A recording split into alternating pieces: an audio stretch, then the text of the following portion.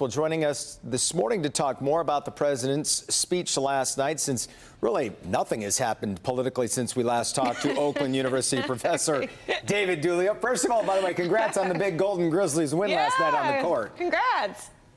Yes, it's March, so that means it's winning time for Coach Campy and his squad, for sure. Absolutely. So, David, thanks so much for joining us. I can only imagine what class will be like today as you break down the speech last night. What were some of the key areas that stood out to you?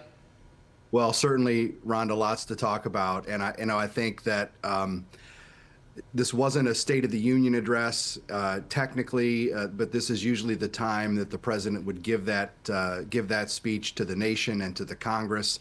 And I think it was unlike any other State of the Union type speech that we've seen, certainly in my memory, and that is for a number of reasons. But at the top of that list has got to be the fact that it was so confrontational and so tense in the chamber.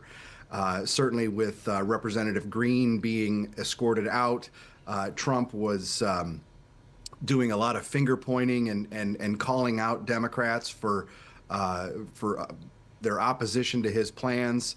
And I think that really set the tone for the whole night.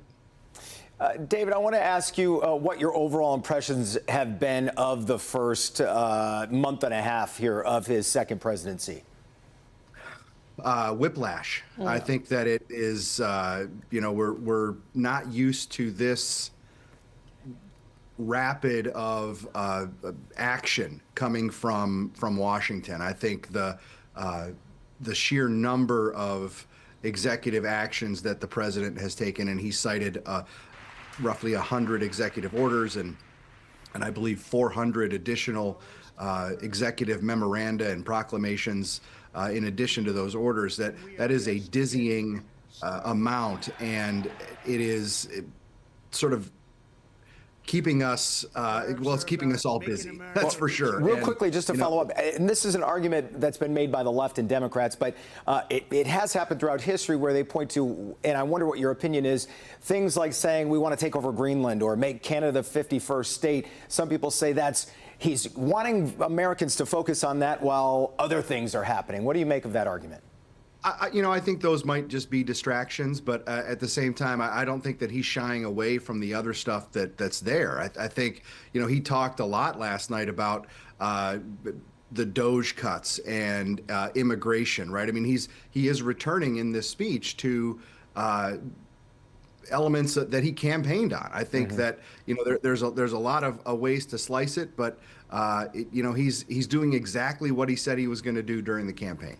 Well, David, we appreciate your perspective. We obviously could spend the next hour breaking down so much that's happening in our country right now, but we're out of time. But we hope we can continue to keep the lines of communication open and check back in with you soon. Sounds good. Thank you. Fun in class today. Yeah. They're going to have a lot to talk about for sure.